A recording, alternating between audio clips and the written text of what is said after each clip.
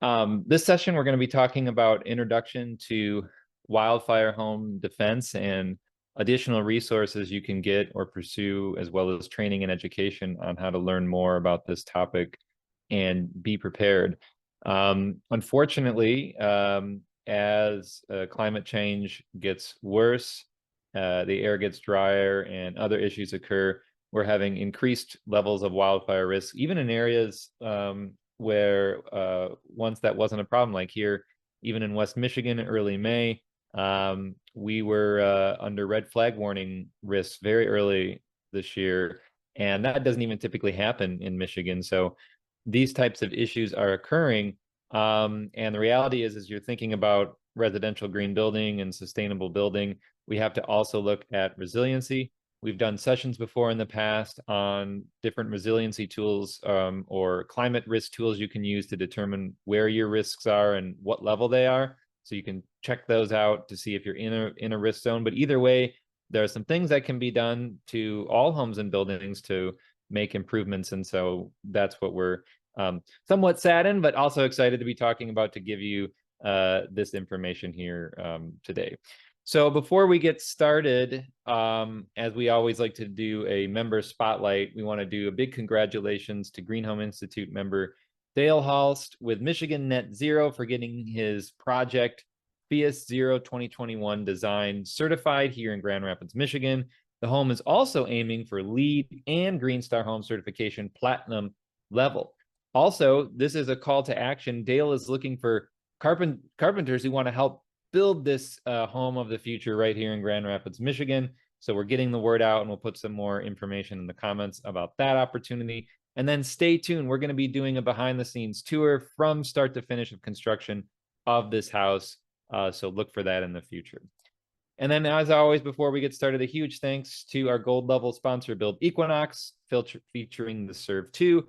This is an all-in-one device that heats, cools, filters, ventilates, and to some extent has humidity control, along with smart ventilation demand-controlled systems that detect poor air quality and then ventilate the air only when needed. And then also a thanks to our green level sponsor, Climate. Climate Adhesives provides adhesives that can be used to make homes and wood frame buildings more resilient against wind and seismic activity. So check them out over at climateadhesives.com. All right, again, welcome to Intro to Wildfire Home Defense. This course is brought to you by the Green Home Institute. The Green Home Institute is a nonprofit with a mission to empower people to make healthier and more sustainable choices in the renovation and construction of the places we live. This course is approved for multiple continuing education units. Unlike most courses, it is not BPI approved. So just a heads up to all of you who are here from BPI CEUS, this one is not, but it is approved under our Certified Green Home Professional designation under the Place, Health, and Materials pillar. AIA Health, Welfare, and Safety may make it applicable to your state-based design or contractor license. And Passive House Certified Consultant code will come your way at the end of the session as well. So with that, I am excited to be handing it off to our speaker here today, Elizabeth Christie. She is with USGBC California now.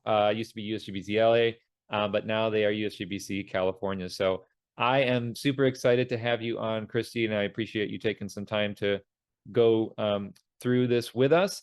For those of you watching live too, the handout we sent you is an all-encompassing handout. It is not the full handout we'll be doing just in this session today. So just if you're wondering, that's what's going on with that. So anyway, Christy, welcome, and please take it away. Thanks, Brett. Good morning, everyone. Thank you for being here. Well, I guess it's not morning for you, but I'm here in California, so it's morning for me. And I'm excited to share this shortened version of our presentation here. So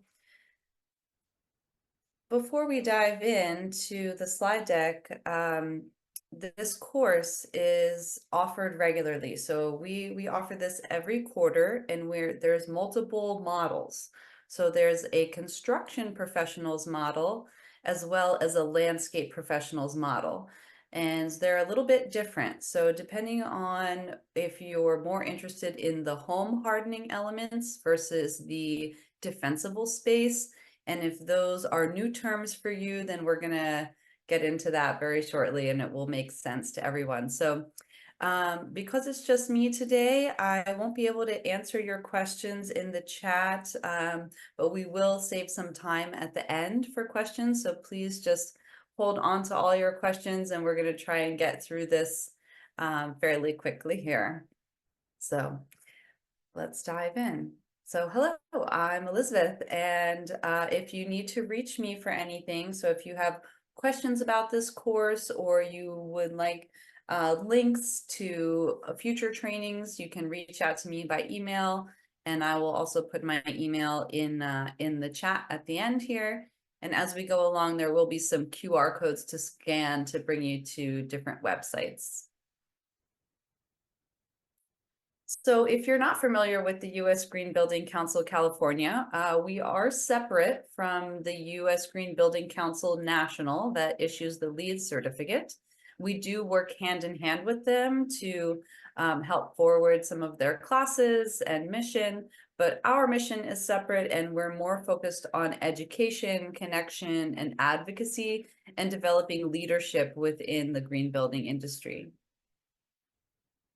And I'm sure you're all familiar that the built environment is one of the highest emitters of greenhouse gases. So that is why we are all here today, to try and mitigate and adapt to those effects.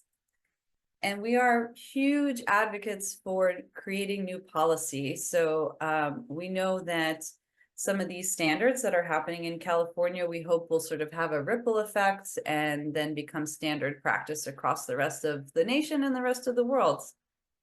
And if you're interested in becoming a member, because you're not in California, it's up to you if you're interested in joining the national branch. But if you do end up joining our local our local California chapter, there's just a lot more networking events. There's a lot more education opportunities. We're doing much more programming in general than the national. And some of our committees, this is a great way to get involved and meet, other professionals in the fields. Personally, I run the Green Schools program, which focuses on education through K through 12. But I'd say the emerging professionals is a really important one. And there's also a construction committee, and that's just a great way to get resources, meet your peers, do some networking, find out about upcoming events. And this is the highlight, I think, of our website. We have a career center that's all focused on sustainability jobs and sustainability career pathways. So I encourage you to check out our green jobs page. It's always being updated, and soon we're going to be launching an LMS platform, which will expand this even further. And part of what we received, so this course is funded by CAL FIRE, which I'm sure you saw on the first slide, but their logo at the bottom there. And one of the elements of the grant that they wanted to create was this directory. So particularly when it comes to wildfire defense or LEED certifications, we wanted to have a directory where potential clients or contractors even could search through the directory based on your certifications. So if you get the chance and you're able to scan this QR code and check out the directory, what you'll see is a search option. So you can go in and click the certificates or even the industry of professionals you're trying to seek, and it will show you the list of everyone who is certified in either LEED, LEED AP, wildfire defense, California native plant landscaping, G-Pro or green professionals.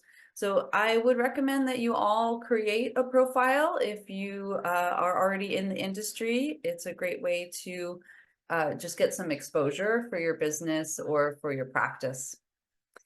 And we have these trainings going on all the time. So particularly the wildfire defense happens 3 times every quarter. So we do one construction model, one landscape model, and then one model in Spanish. And then we alternate construction and landscape on the Spanish classes. But upcoming, we've got some lead documentation strategies. We'll be hosting a thought leadership series on extreme heat.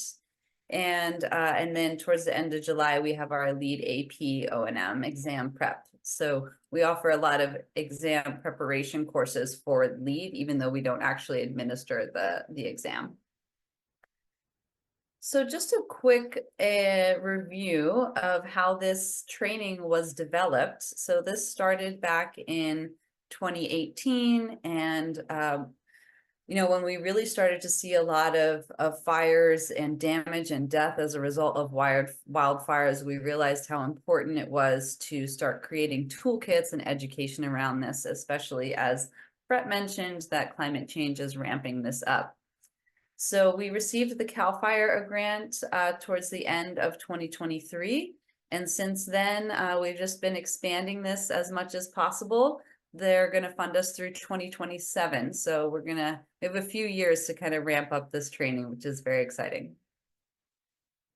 And some of the community partners who help create this content and update it. All the content gets updated every single year. We also have a wildfire advisory group with members from CAL FIRE, from Resource Conservation District, National Fire Protection Association, and lots of other fire adjacent professionals who help us review and curate this content.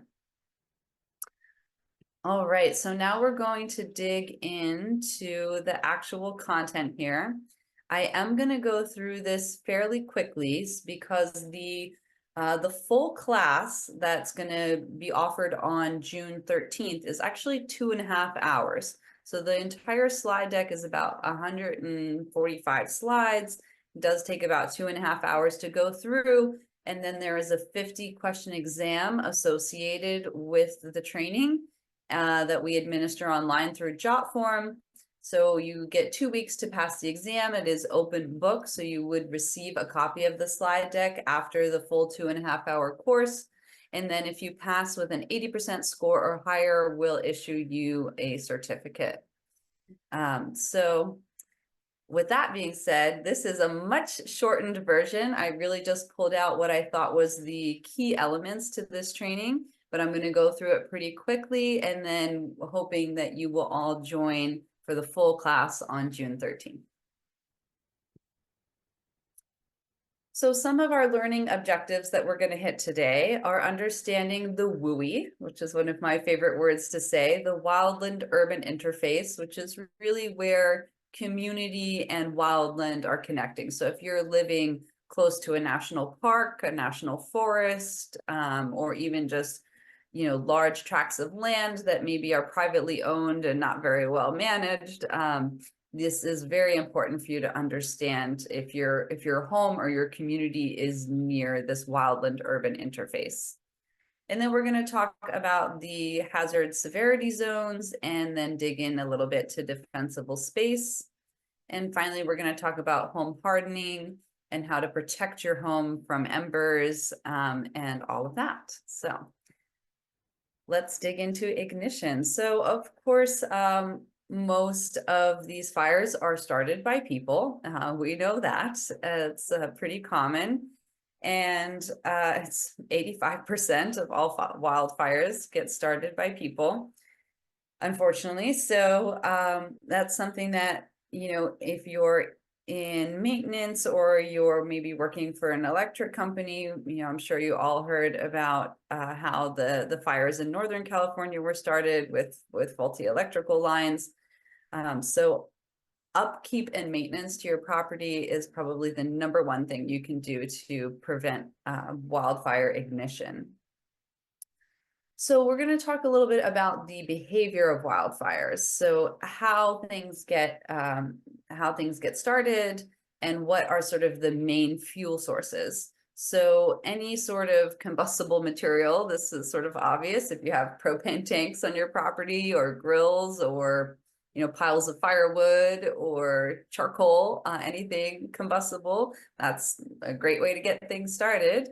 And of course, dried out vegetation, at this time of year, it's not quite so bad, but we're thinking more like in August and September, towards the end of summer, beginning of fall, when there's a lot of leaf litter on the ground, there's a lot of dry material, and the plants are sort of like getting prepared for winter. That's when, of course, the worst wildfire season is.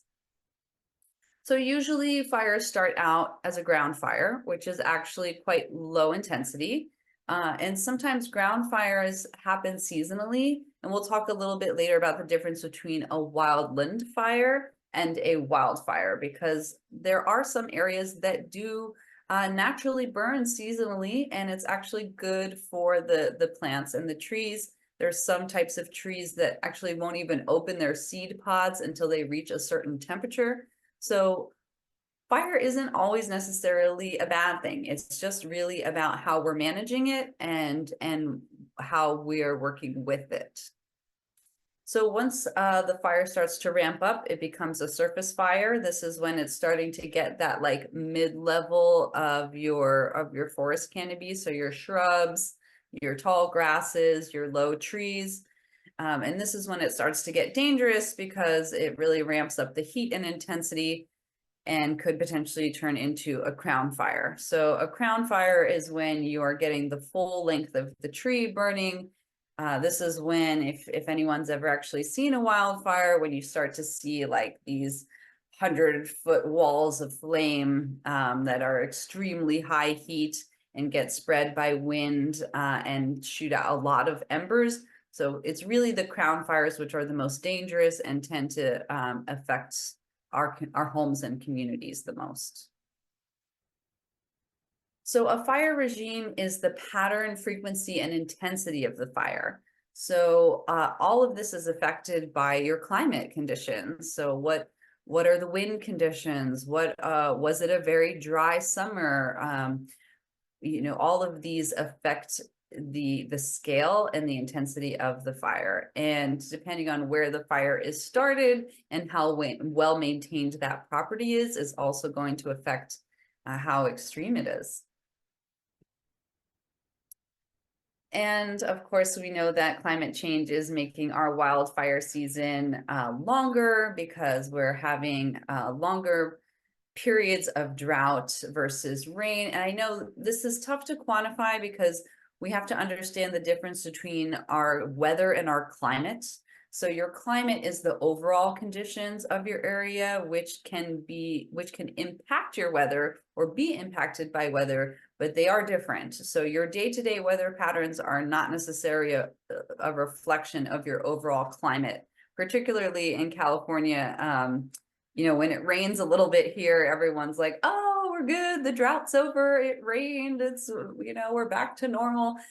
But they're not thinking about, okay, so more rain means more grass, means the grass is growing higher and faster, which means by the time it dries out in August, we are actually primed for a much worse fire season now, because all of the seeds that were laying dormant in the soil have now then sprouted and created much more combustible fuel for a wildfire. So all of these systems are very complicated. They interact with each other and they all affect each other. So it's important to understand the overall impact of climate and how it will affect our wildfire season. It is affecting our wildfire season. And we know that, even though wildfires aren't like a consistent source of greenhouse gas emissions, they are one of, when areas are burning during wildfire season, they are one of the greatest emitters of carbon and other greenhouse gases. You can see from this chart here just a sort of general breakdown of emissions. And you can see that depending on the year, it can change. So in 2018, it wasn't quite so bad, but in 2020, that was when it really ramped up. So the difference between wildland fire and wildfire. So understanding that, there are areas Oftentimes they're called serotinous forests, or seasonal burn areas. So often the fire department, or the National Forest Service, or even some indigenous tribes use seasonal controlled burns, to maintain the land. And essentially, if you're not, if it's an area that's used to being seasonally burned and that's part of the natural ecosystem, if you stop doing those seasonal burns and maintenance, and you let all of that, dried material build up and build up, now you're creating an opportunity for a huge crown fire. So, it's really important that we understand that not all wildland fire is bad, and some areas do need seasonal regular burns to keep them healthy. And there are many, many certified professionals who are out there working on this. We're working in California, particularly, we're working with a lot of nations and tribes on understanding how to manage the land properly so that it's not only safe for the forest is healthier, but that's also keeping our communities near the forest safe. So the WUI, I can't say that enough. I hope you all get to practice that later, is the zone of transition between unoccupied land and human development. And so in the US, this number is actually probably higher now because as we are sort of expanding as a society, where we continue to build out and out and out, we are increasing who is living in the WUI. So something we need to sort of keep in mind as we are developing more space, that if we're going to be living right up next to an area that seasonally burns, you're going to have to understand the maintenance and what that will take for your home to keep it safe. So there are a couple breakdowns of the WUI. We've got the wildland urban interface, which is right adjacent to a forest or dense vegetation. Then we have the wildland urban intermix, which is kind of like housing developments, maybe that are split up or like in between different areas of forest or wildland. And then the wildland influence zone, which is about a mile and a half from the WUI and the wildland urban intermix. And all of these maps you can find at CAL FIRE to understand, well, in California, you can understand where your home is located in one of these zones. So that was our introduction to fire, and now we're going to get into a little bit of the home hardening. So because this is the construction professionals model, there is much more focus on protecting the home and the home hardening, whereas in the landscape model, we dig in much more into defensible space, landscape maintenance, and incorporating native plants. So understanding how fires come to your house and how homes burn first is a really good way to protect your home. So you really have to understand the patterns of the fire in order to protect your home the best. So the three main ways that homes end up getting burned are wind-blown embers. That's probably the number one cause. Radiant heat, which is just like proximity to the fire. Which, wind-blown embers and radiant heat are sort of go hand in hand. Maybe the fire isn't quite up right to your house, but even if it's like, quarter of a mile away, you're still at risk for losing your home. And then, of course, direct flame contact, which we can prevent with proper landscaping. So when you're thinking about hardening your home and understanding where to prioritize, because of course this can get expensive if you're trying to retrofit your entire house and also your entire landscape and property. It's a lot of upkeep, it's a lot of maintenance. So when it comes to cost and priority, it's really about what's around the perimeter of your home first, because that's sort of your first line of defense. And then as you get into like, oh, I'm sorry, I'm reading this chart backwards. So low priority is here and high priority is here. So the first thing that tends to ignite, especially with wind-blown embers, are roofs and vents. So a sort of low-cost thing you can do right away that's high priority is your maintenance and your vents and your gutters. Those are sort of the first line of defense. And then if you're really worried about your roof or your roof material, it's a little bit higher cost, but also high priority. And we'll get into that right now. So when you take the full 2.5-hour course and you receive a copy of the slide deck, it will be a PDF, but all of these are clickable links that will take you to these different codes and standards. So your roof needs to be Class A fire resistant. Often that is metal or sheets. We don't, asphalt fiberglass shingles are not the most sustainable material, so we don't like to sort of advertise that, but it, is fire resistant if that's the way that you need to go. And that's been, interesting in terms of finding the line between where sustainability and home hardening overlap, because you really want to ideally do both, but if that's not possible, then of course you want to prioritize saving your house. Maintenance, I cannot stress maintenance enough. We are going to get into this in various different ways, as you can see from these photos on the right here. Any type of ignitable material or dried out material, combustible material that is on or around or touching your roof is going to be the #1 way that things ignite. So really just keeping things clean. I know if you're a homeowner with a large property, it's a lot of work, but in the end, it will save your home if you can do small things like that. So we've got multiple sources for different roofing materials, also different types and different costs. So all of these links will be available if you are able to join our June 13th class. Oh, we're not gonna watch that video right now. So vents, ventilation is another huge source of ignition because of wind-blown embers. So when you have, of course, this is also a really important passive cooling strategy. If you're trying to go net zero and you want to keep your house cool, you do want to have good ventilation in your roof so that you can allow that excess heat to evaporate out.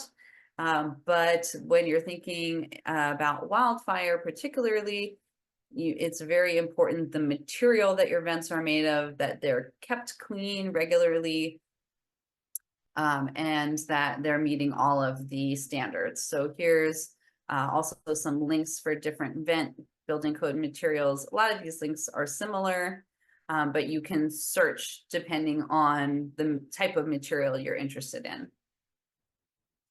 Well, another very combustible space on your property are wooden decks, especially wooden and vinyl, especially if they have some coating on them, which they tend to be very flammable. It's oil-based often.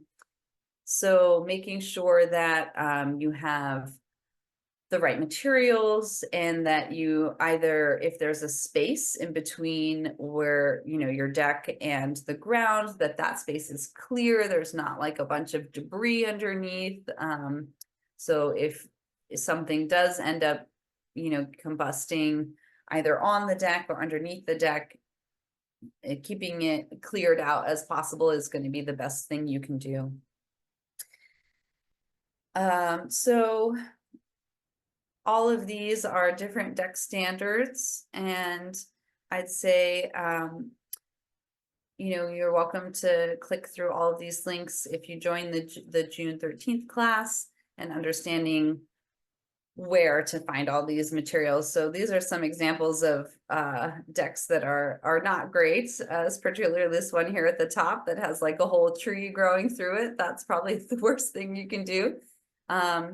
And unfortunately, I really enjoy having vegetation around my home, but we're gonna get into that a little bit more with the defensible space. But when you're having branches and trees and other shrubs directly touching your home, that's the quickest way to ignite your house.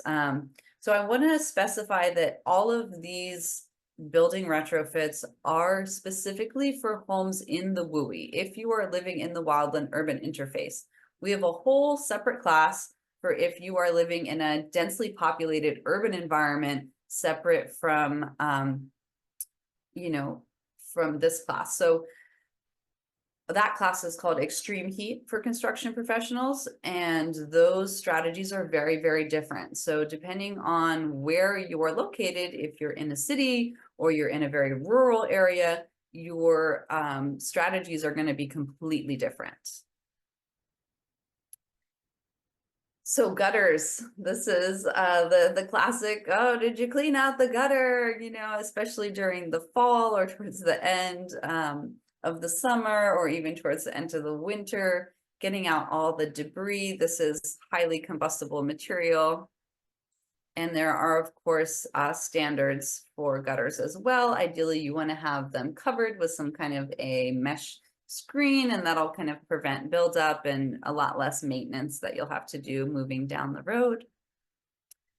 Windows are a big question that we get quite often. Like, is it ideal to have double paned windows? The type of glass, there's like heat resistant tempered glass you can use, and just depending on what your budget is.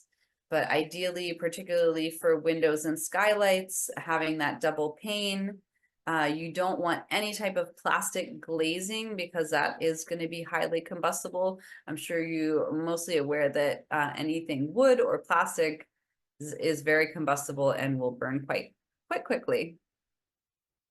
And for skylights in particular, or any windows that you have like on a roof, you want them to be curved on the outside. So that's going to help material slide off. It's going to make them more resistant to heat. So if your roof does end up burning, you don't want those skylights or windows to crack or break, because now that's going to allow embers inside the structure. So ideally you want to go with number 1. And these are just some examples of some very poorly maintained buildings. Even though they've got the right kind of windows and skylights here, looks like they haven't cleaned off their roof in about 5 years. So this is definitely something you want to avoid. And so now when we're talking about the exteriors of our homes, there's so many different materials, right? It's particularly even if you're looking for a sustainable materials list, hopefully you can find some overlap here between the CAL FIRE approved exterior list and some more sustainably sourced products. All of these are different standards that you can click through to see, making sure that you're meeting all the right codes. And this is also going to be important for insurance. So if you knock on wood, end up having a home burning, that if you are able to keep all of these codes or keep up to these standards, you're more likely to get things covered by insurance after a fire. So fencing along with your vegetation is another great defense. So for your home, especially if there's ground fire, a fence can really help you out here in terms of keeping a fire from reaching the actual structure of your home. And again, maintenance is critical. It's, you really can't have any vegetation or any materials touching your fence. You're essentially just creating like a ladder for the fire to climb up. So we recommend non-combustible materials. I know that's very difficult, as particularly fences are wood or plastic. But if it's possible to make an enclosed structure out of concrete, stone, masonry, or metal, that is ideal. Any non-combustible materials, or if you are going to have a wood fence, try to avoid ones like this one on the left here that has a lot of like airflow, because then embers can come through. Also, it's going to increase wind speeds, which is going to blow more embers around. So just keeping that in mind when if you're building a new fence or a new structure, something you want to keep in mind. So, fire retardant treated material, I do not know off the top of my head the sustainability or the ecological impact of some of these materials. But in order to protect your home, maybe you want to prioritize home hardening over sustainability, or try and find an overlap if you can. And these are just some examples of different exteriors that struggled. So ignition resistant material would be concrete, fiber, cement, steel, masonry, stucco. And as we mentioned earlier, you could do shingles or shutters, but there are different non-combustible versions of that. And eaves and overhangs, same here. This really is all about your materials. So if you're able to use non-combustible materials and you're living in the WUI, you'll really protect yourself in the long run. So some of the resources that we pulled this material from are here. A Resource Conservation District of Santa Monica Mountains has a free home assessment. On our website, there is a wildfire toolkit for homeowners that goes over all these different home hardening techniques. Then, of course, we've got all these others as well, but I just wanted to highlight these two because that is ours. Resource Conservation District of Santa Monica Mountains partners with us to deliver this training. Okay, defensible space. This is my favorite subject. My background is landscape design, and I used to do a lot of the turf removal program to install native plants. So this is sort of my passion area. But when you're living in the WUI, you really have to think about how close you can have a tree canopy, how close you can have any of these different plants. So we broke the area around your property and the perimeter of your home into zones. So sometimes the terminology shifts a little bit. You might see in different resources and websites different terms, but generally there's a zone close to your house, then a second within 50 to 30 feet, and then the more exterior within 30 to 100 feet.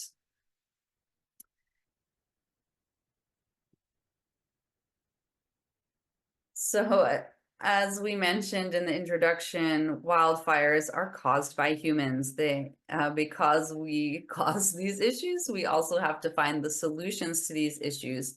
And particularly when you're thinking about defensible space, not only are we talking about protecting your home, but we're also talking about the safety of the firefighters who are going to come to your property and try and protect your home for you.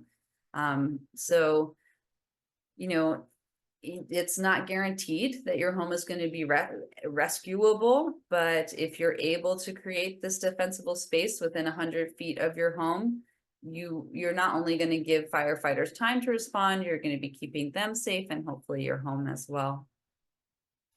And just like keeping your home, your physical structure of your house upkept regularly, this is the same with your landscape.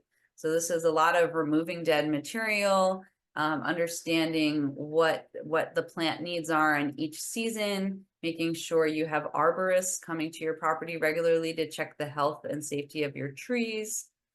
And even though all plants are flammable, there are some that are more flammable than others, which we will get into in a bit.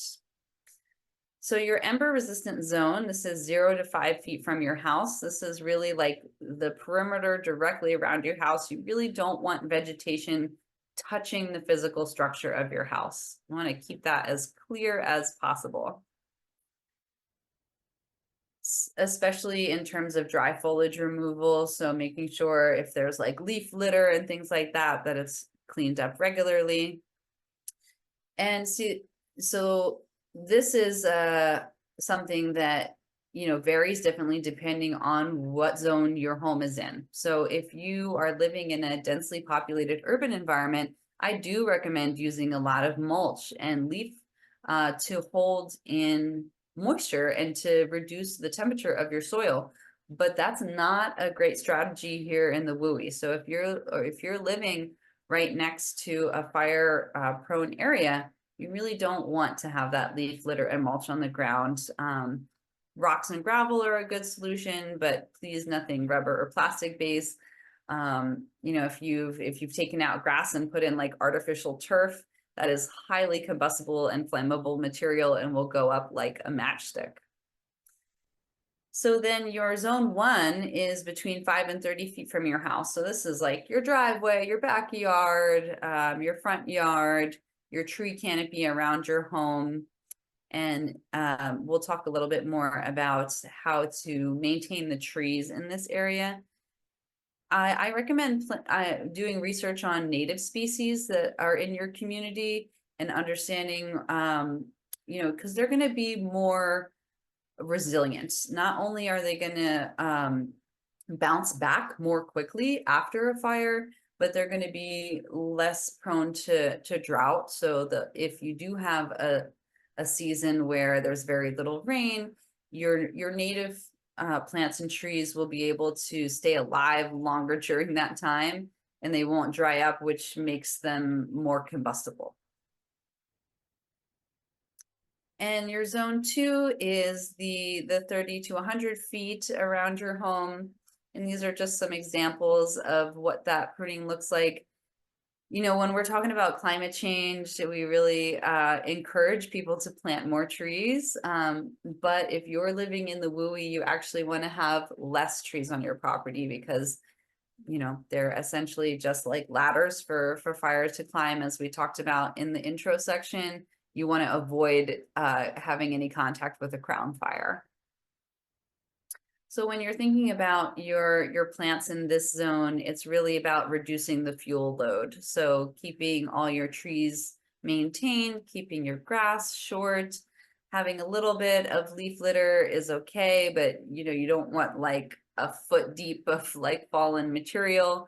And of course, planting natives, we're always going to push that. So in this 30 to 100 foot space, we're talking about how to space out your trees and vegetation. If you are thinking about removing trees, if they're too close together, you want to think about the size and proximity. So if you have a large tree with a bunch of smaller trees and shrubs right around it, that's going to be your kind of your worst case scenario, because you're essentially creating a ladder for the fire to climb up to the canopy of the tree, making it a crown fire. So spacing around each of your trees at least 3 times the height around the base of any of your trees or shrubs. And then in between your trees, you know, you really want to have at least like 18 feet in that second zone, zone 2 here. And as you get further away from your home, the trees can be closer together, you know, but it's really about the within 30 feet of your property, you want to keep the trees at a real minimum. And when you're putting things on a slope, understanding that, you know, again, fire tends to move up or tends to move, well, in the direction of the wind, of course. But if you're creating, you know, a ladder of fuel, then that's the direction the fire is going to move. So you can look at your property and look at the trees, look at the shrubs, and you can sort of gauge and understand how a fire would move on your property if you're taking an overall look of your vegetation.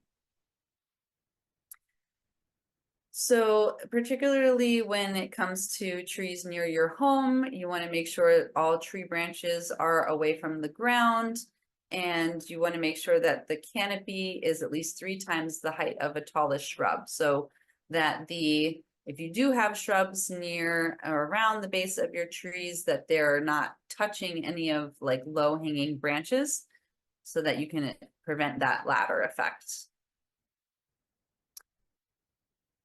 So your tree canopy can be really helpful, or it can be really hurtful, depending on how your trees are maintained.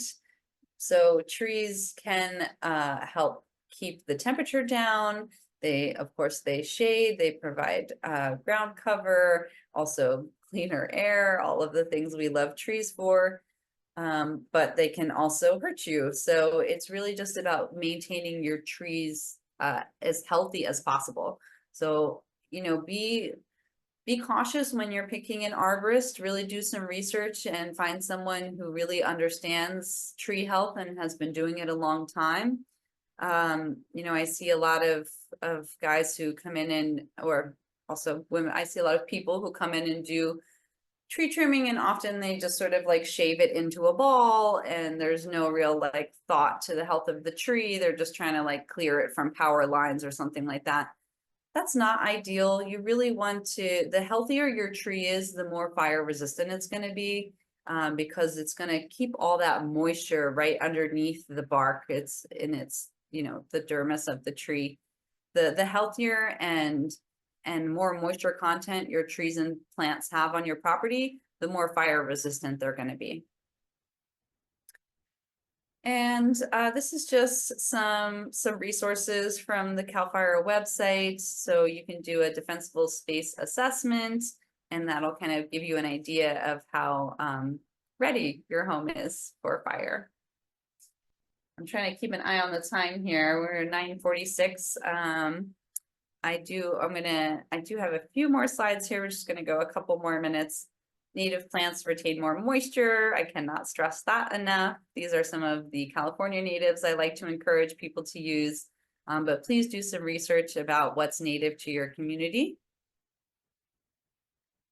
And these are some additional native plants that I encourage people to use. The live oaks are one of my favorite, also super fire resistant, and also really great for your air quality. They're one of the best carbon capturing trees out there.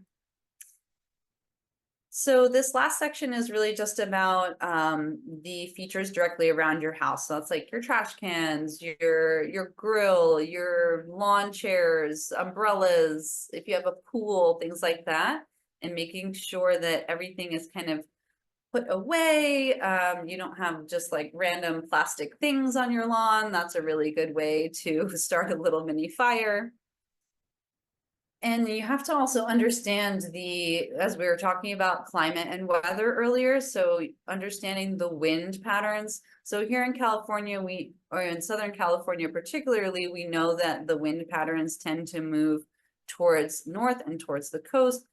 So each of that affects, you know, if a fire does come to your community, you have a pretty good idea of which direction it's going to go. And you really don't want anything in your zone 0. So patio furniture, trash cans, grills, again, you don't want them touching your house. You want them far away and well maintained.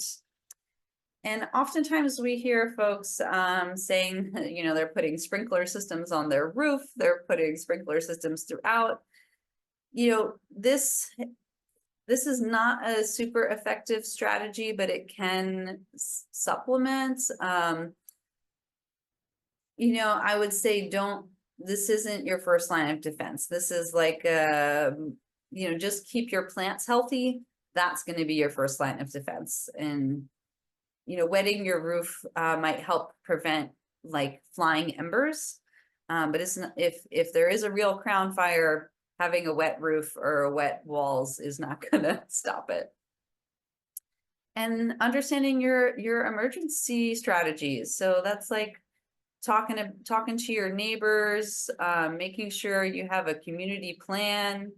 If you do have like a neighborhood council, making sure that everybody on there understands all these different strategies, encouraging them to take classes like this.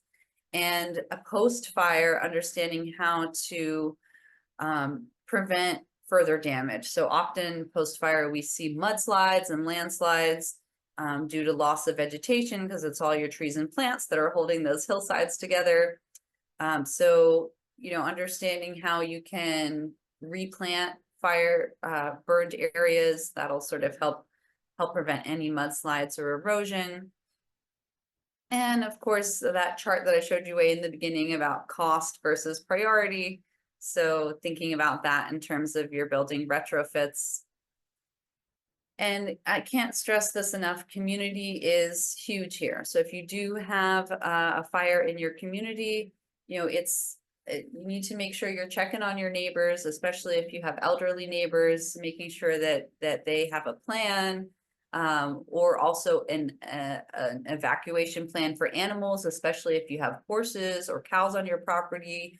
That's something we see often in the Santa Monica Mountains is all the horses have to get evacuated, and that's like a whole process. So having a plan in place for this is essential because it's going to happen quickly when the time comes. You're going to need to move fast.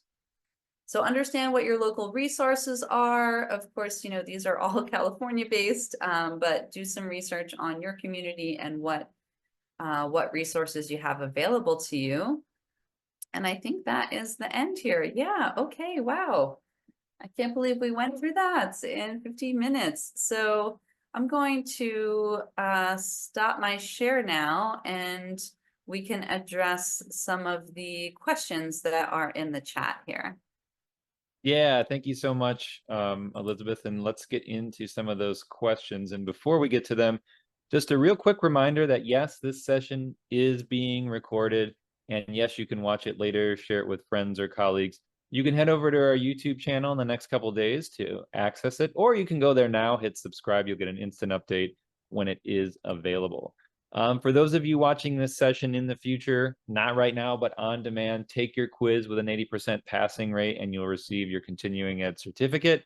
For those of you here live today, as long as you've been here for the entire CEU approved hour and you're properly logged in with the name you want printed on your certificate, you can take that survey that pops right up right when we close the session, put in your information there, your AIA number there, and then look for a certificate from certs at gutenbergcerts.com. Check your spam if you don't see that in the next couple days. And again, before we get into all those questions that are coming in, a huge thanks to our board of directors, all of our volunteers, our executive director, Jose Reyna, and our top tier sponsors who are helping us decarbonize so we can head off these issues, especially Ream for their air source heat pump technology and all of our other sponsors as well. So let's kind of jump backwards and to get into some of the questions that were focused on the just some questions first around fire prevention or what's causing it. And so the first question that came in here was if you know, or just off the top of your head, what percentage of fires are caused by above ground utilities not being properly maintained? Because you said humans are the number one cause. So are you saying then by default, a power line is a human activity? So is that a human or is that not a human? And then so if it is, a human activity, what percentage of human activities are made up of power line issues? Yes, yeah. So I don't have any like specific statistics on this off the top of my head. Sure. But in California, that was there was two major fires, one in Northern California and one in Southern California, that were caused by power lines that were, kind of hadn't been well maintained. I believe one was something as simple as like, it was like a hook connecting the line to the actual tower had become rusted and broken and fell down, and that's what started the ignition. So I would say a majority of these huge wildfires that end up causing damage to communities are from power lines. Some of the other sources we've seen, there was one in San Diego that was this was huge on the news a few years ago. They were doing a baby gender reveal ceremony, and so they were setting off a firework, and the firework was like blue or pink, and then it just ignited the entire hillside and ended up burning like hundreds of acres. So I think the ways that wildland fire starts naturally without humans is really only like lightning. There's very few, natural causes of fire starting. So Right. Right. So often, yeah. yeah, so when you say humans, you're not necessarily saying that latter example where someone physically set up a firework, burn things down. You're really meaning human infrastructure, human things that we've done. That's the majority, and then the minority is a purely natural cause that exists without us, right? So, and do you know on the power line side, are any of those caused by buried power lines? Is that a strategy? Because I know that's a strategy being deployed for grid resiliency and wind resistance. Is that a strategy that's used for fire, or does that make things worse too? No, that's actually been a great solution in terms of, especially now that we're like shifting our energy grids and the source of Mm-hmm. where our energy is coming from. I think that's a really good solution is burying that. Mm-hmm. There was another question, on and maybe you can go into it briefly, but they're thinking about these seasonal burns and keeping them under control, and how they do that. I mean, do you have like a broad way to define that? Yeah, this is actually one of the most interesting topics to me. This Okay. is, I've been interested in serotinous forests and seasonal burn areas for a long time because there's a lot of plants who evolved with fire. So they're often pine trees or cedar type of trees that Mm-hmm. won't open their seed pods at all until they have seasonal burns and reach certain temperatures.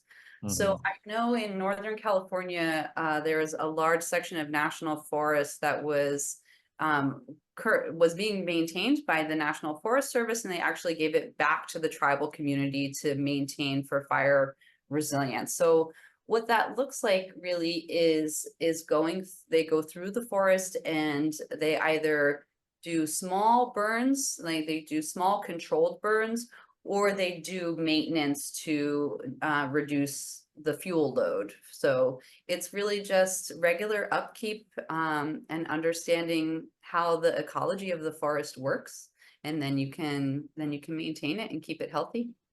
Okay. Well, and talking about plantings to kind of stay with that, well, one thing I wanted to point out that I noticed, and I always love to point out kind of connections, is I know one of the Lead for Homes credits that people can achieve under the sustainable sites pest management section is actually keeping an 18-inch buffer of live plants away from your home for pest management and moisture strategies. Obviously, this kind of goes hand in hand with that, right? Keeping things away, obviously much further away in this case. So I just wanted to kind of point out the sort of, again, the co-benefits that come of these suggestions of sustainability strategies. But I think of, the plantings you mentioned, you said reducing trees, and of course that can cause other issues, right? But are there, you mentioned native plants and adaptive, maybe drought tolerant plants, that's helpful. But are there actually plants that are designated as fire resistant too, that get, and maybe that's perhaps fire resistance depending on where they're grown, I'd imagine. But is that something you all look at or recommend? Absolutely, yeah. So in the landscapers model of this class, we dig really deep into different plant types. So often, anything that's kind of like in the succulent category, it has sort of like fleshy leaves with lots of water content. Those are hugely fire resistant. And then you do get into some of like the plants with high oil content, like rosemary, highly combustible. So understanding the physical structure and the properties of your plants and trees is definitely a huge impact on how defensible your space is. One of the worst things you can plant are palm trees. They just go up like poof, that's I'm like, don't, they're in the grass family. They don't even have very good like root systems. So Mhm. avoid palm trees. That's the easy one. Okay. And thinking about well, let's kind of shift over here to the building, the infrastructure, and some questions came in about the vents. And so there was one question about, do you have an opinion on Vulcan vents? Are you familiar with that at all? Yeah, I just looked it up real quick and it looks like it looks like they're metal based and they're like a kind of mesh, double pane mesh screen. I would say yes, they look very fire resistant. Okay. And then, thinking about the venting, well, this is different than vents, but the venting of the roof. And the question is, how effective is a non-vented roof? And in this case, they're using an example of non-vented roofs with SIPs, but there's of course many other strategies. Is that something that's recommended?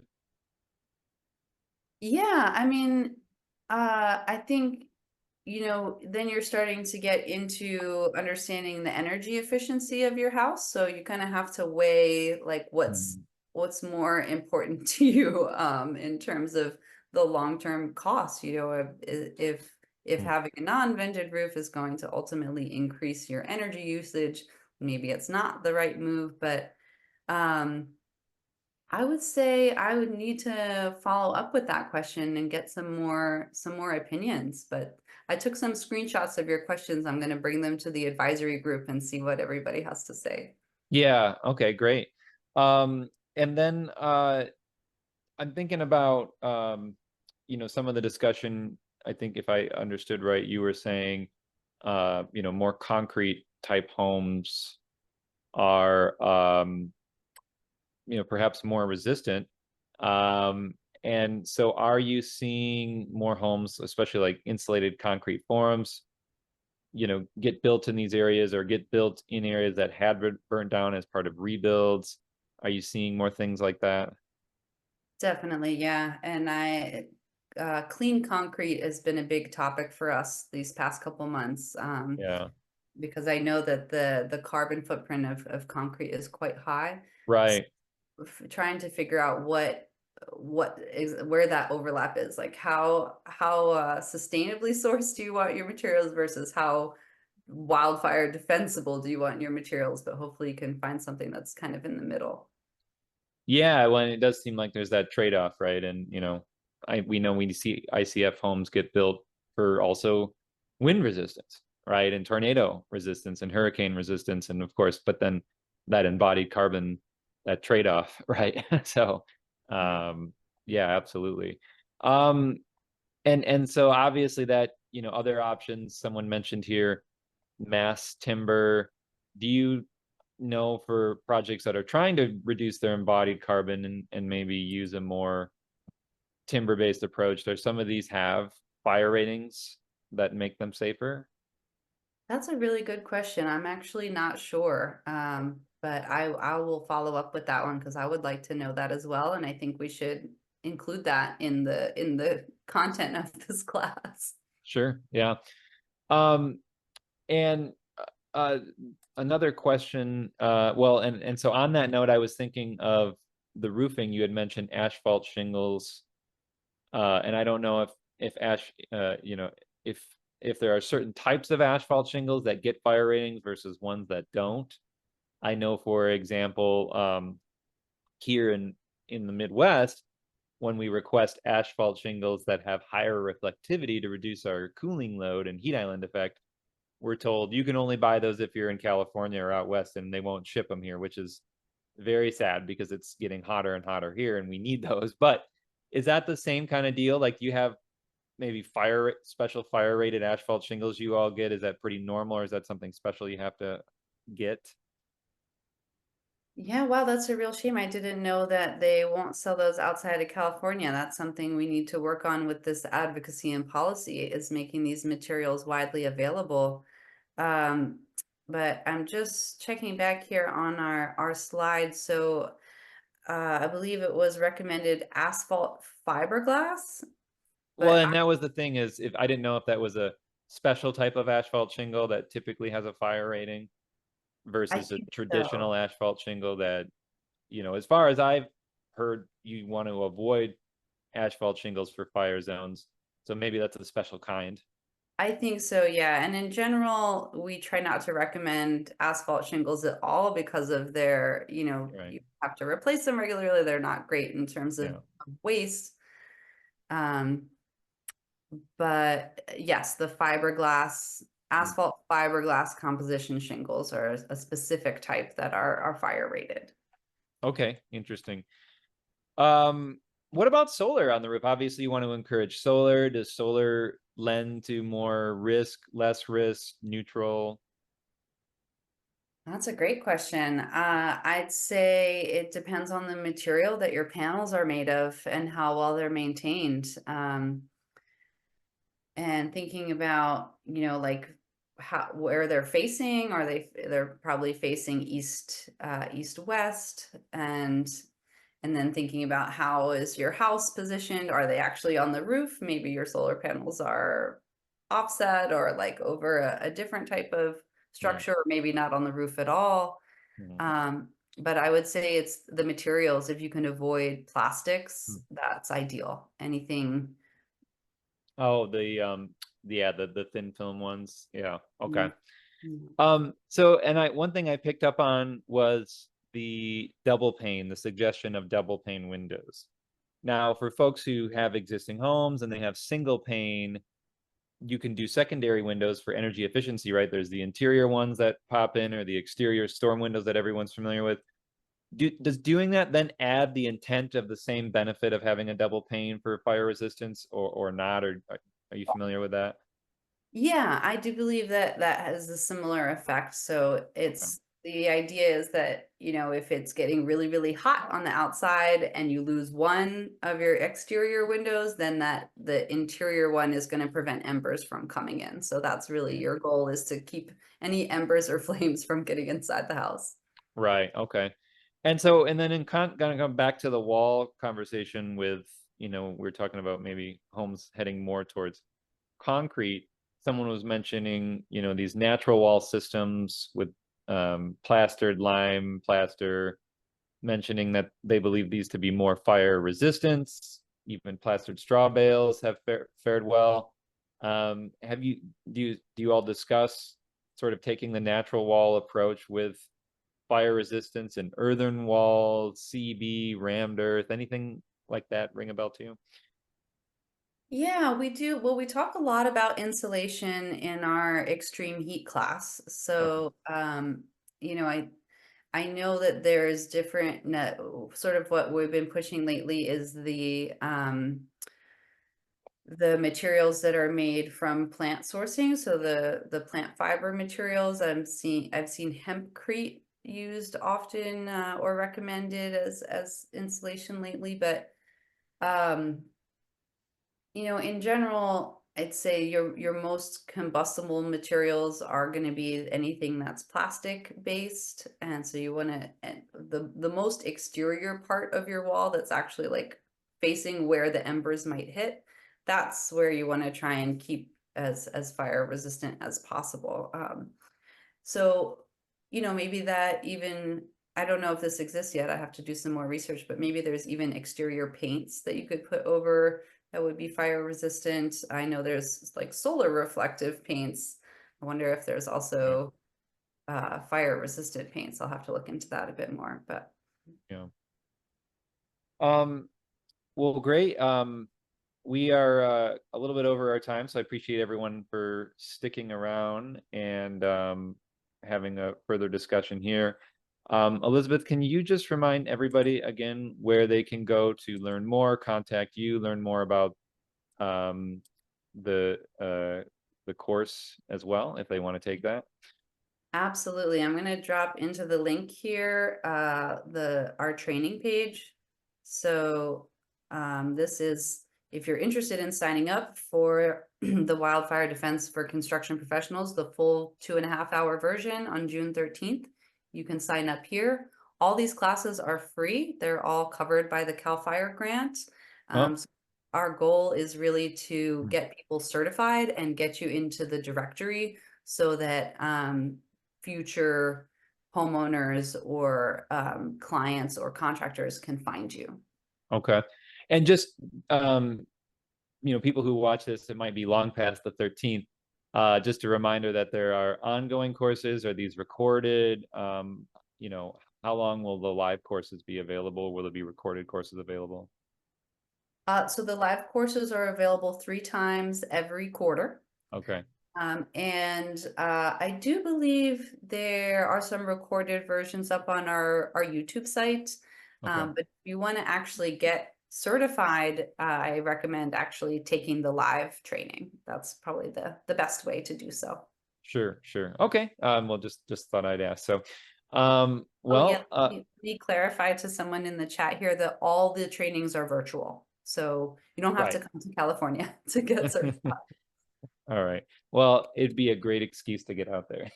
So, but yeah, if they're virtual, that's great. So, well, Elizabeth, I really appreciate your time. I appreciate U.S. Green Building Council California for also being one of our webinar promotional partners and helping promote some of our sessions too, and having them have you come out to do this and this important work. So thank you so much.